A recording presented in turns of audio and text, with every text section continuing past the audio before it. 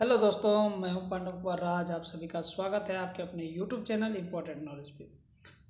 तो दोस्तों, आपको अगले वीडियो में बताए थे कार्बन और इसके यौगिक।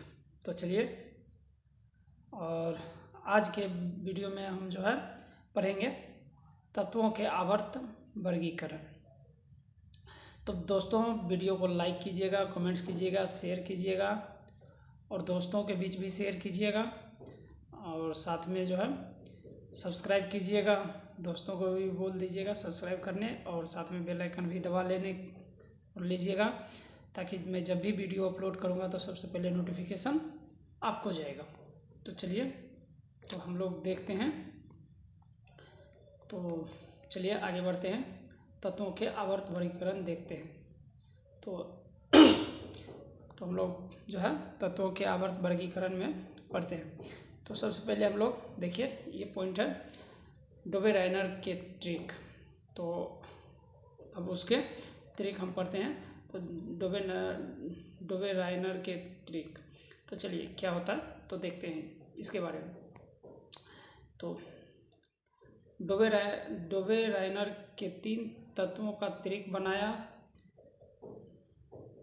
जिन्हें परमाणु द्रव्यमान के आरोही क्रम में रखने पर बीच वाले तत्व का परमाणु द्रव्यमान अन्य 2 तत्वों के परमाणु द्रव्यमान का लगभग औसत होता है।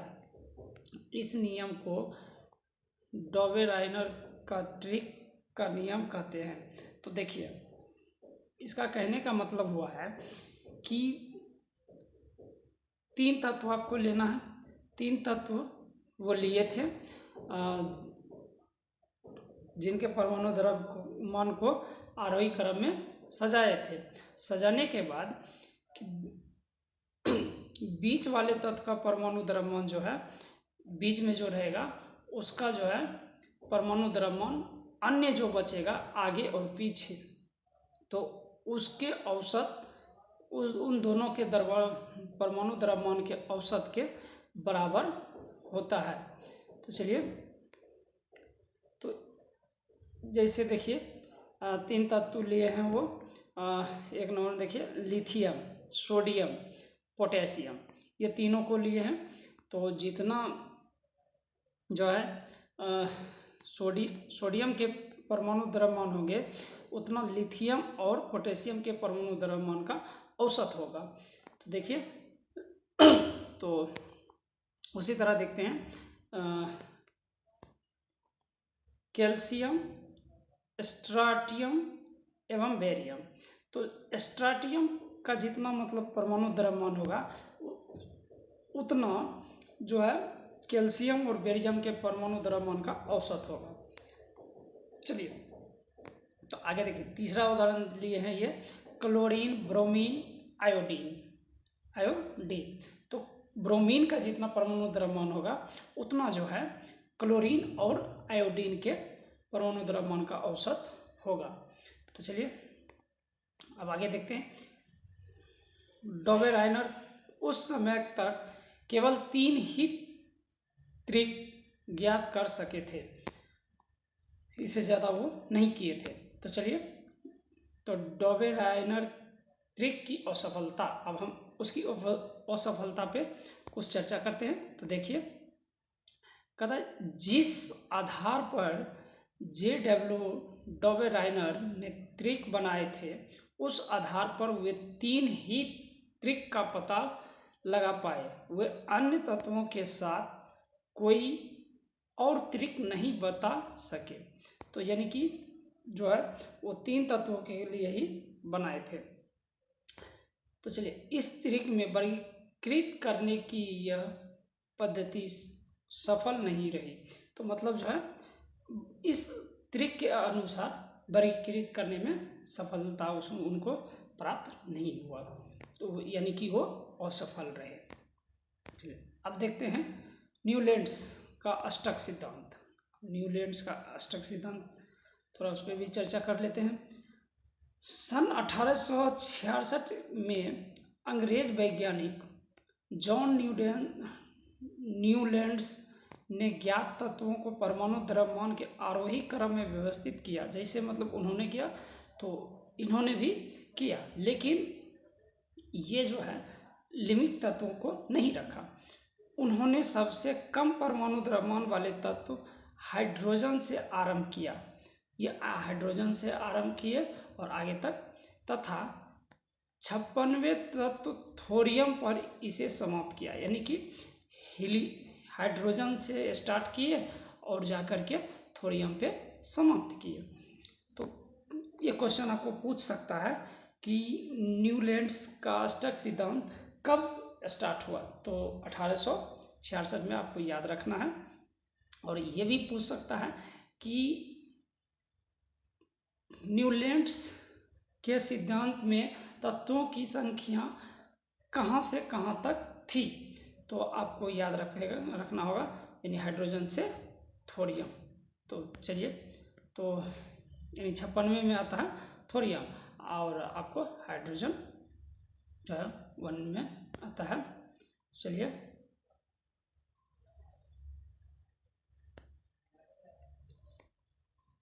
उन्होंने पाया कि प्रत्येक 8वें तत्व का गुणधर्म पहले तत्व के गुणधर्म के समान होता है। यानी कि वर्गीकृत करने के बाद वो देखे कि पहले नंबर में जो है तत्व का गुणधर्म होगा वही 8वें नंबर का तत्व में जो गुणधर्म होगा दोनों सेम होगा। उन्होंने इनकी तुलना संगीत के अष्टक से की है। आप देखिए, संगीत के अष्टक मतलब जो है आप पढ़े होंगे, सा रे गा मा नी सा पा धा, वो वाला जो है वो वहीं पे इन्होंने सुर पे इनको तैयार किया, इसलिए उन्होंने इसे अष्टक का सिद्धांत कहा। इसे न्यूलैंड्स का अष्टक सिद्धांत के नाम से जाना जाता है। इस सिद्धांत के अनुसार देखिए, इस सिद्धांत में क्या क्या होता है थोड़ा देख लेते हैं, चर्चा करते हैं। तत्वों को उनके परमाणु द्रव्यमान के बढ़ते क्रम में व्यवस्थित करने पर प्रत्येक 8वें तत्व का गुणधर्म पहले तत्व के गुणधर्म के समान होता है। इस नियम को न्यूलैंड्स का अष्टक नियम कहा जाता है। अब देखिए, न्यूलैंड्स का अष्टक नियम की क्या सीमाएं हैं, तो चलिए देखते हैं। 1 नंबर में, अष्टक का नियम का यह सिद्धांत केवल कैल्शियम तक ही लागू होता है। यानी कि कैल्शियम तक ही लागू होता है, कैल्शियम से आगे नहीं होता है। न्यूलैंड ने सोचा 56 तत्वों के अलावा भविष्य में अन्य तत्व नहीं मिल सकेगा। यानी कि उनको लगा था कि 56 तत्व के बाद जो है भविष्य में नहीं मिलेगा, तो उन्होंने इतना ही तक रखा।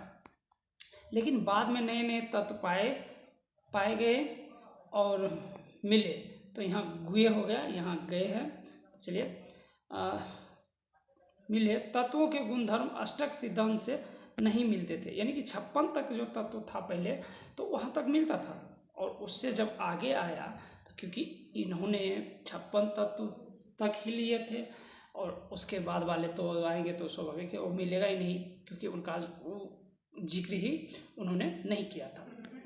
चलिए, तो तीसरा देखते हैं। न्यूलैंड का अष्टक सिद्धांत केवल हल्के तत्वों के लिए ही ठीक प्रकार से लागू हो सका। यानी कि जो तत्व हल्का होता था उसी पे ये ज़्यादा लागू होता था, जो थोड़ा हैवी होता था तो उस पर थोड़ा जो है ज़्यादा लागू ये नहीं होता था।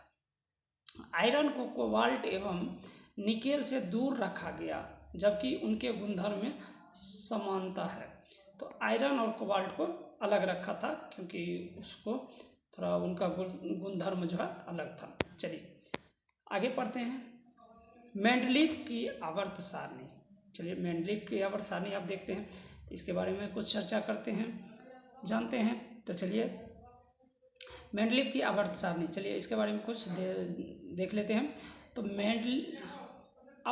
मेंडलीफ जो है अपनी आवर्त सारणी में तत्वों को उनके मूल गुणधर्म, परमाणु द्रव्यमान तथा रासायनिक गुणधर्मों में समानता के आधार पर व्यवस्थित किया था। चलिए, तो इन्होंने किसके आधार पर किया था, यानी कि उनके तत्व जो है तत्व का मूल गुणधर्म, परमाणु द्रव्यमान और रासायनिक गुणधर्म के आधार पर उसको व्यवस्थित किया था।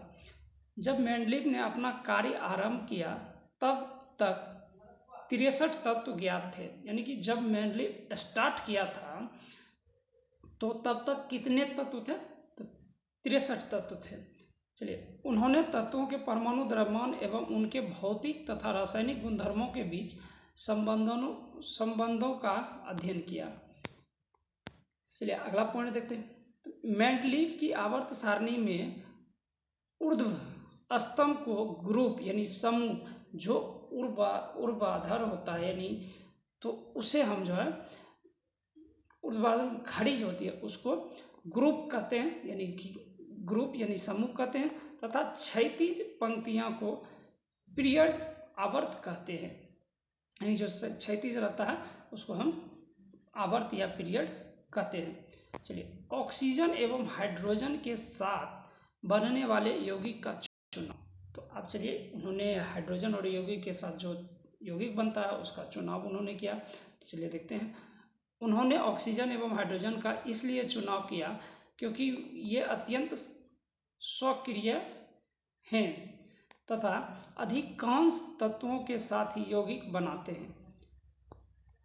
तत्व से बनने वाले हाइड्राइड एवं ऑक्साइड के सूत्र को तत्वों के वर्गीकरण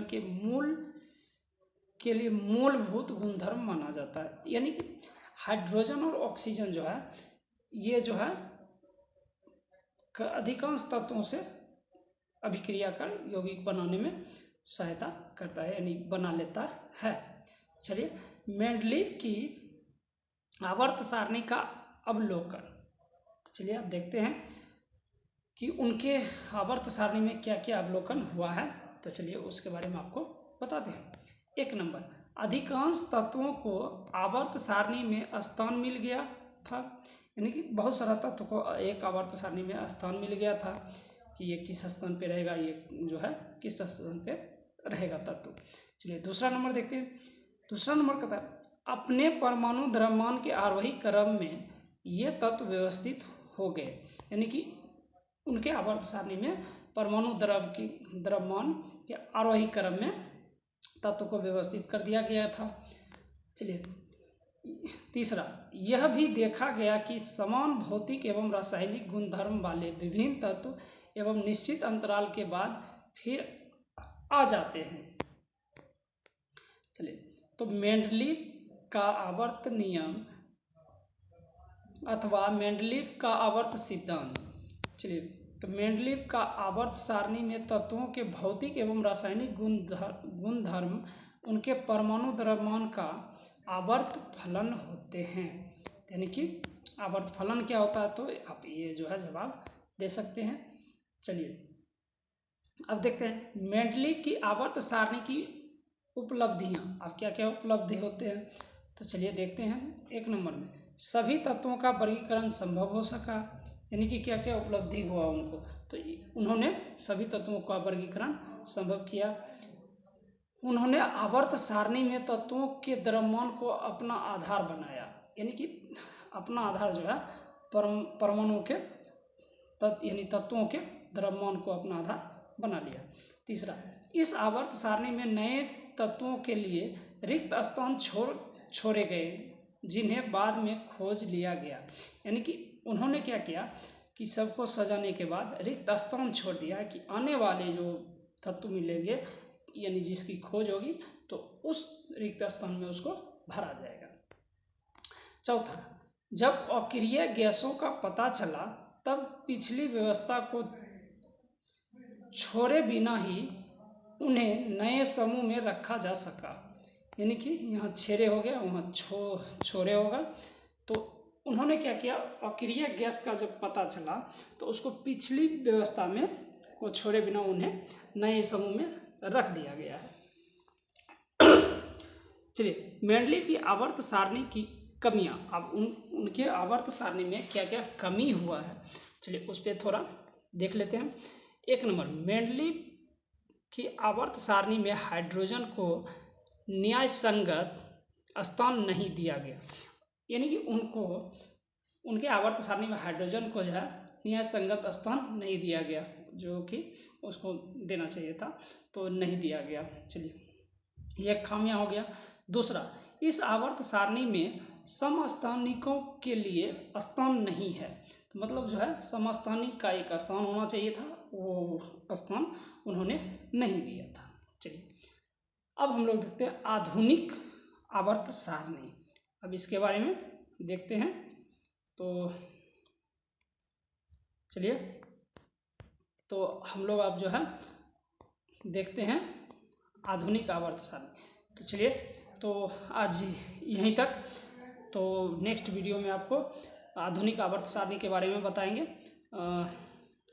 वीडियो अच्छा लगा हो तो लाइक कीजिएगा, कमेंट्स कीजिएगा, दोस्तों के साथ ज़्यादा से ज़्यादा शेयर कीजिएगा और सब्सक्राइब कीजिएगा, साथ में बेल आइकन दबा लीजिएगा ताकि वीडियो जब भी मैं अपलोड करूँगा तो सबसे पहले नोटिफिकेशन आपको आएगा। तो चलिए तो फिर मिलते हैं नेक्स्ट वीडियो में, तब तक के लिए जय हिंद, जय भारत, थैंक यू।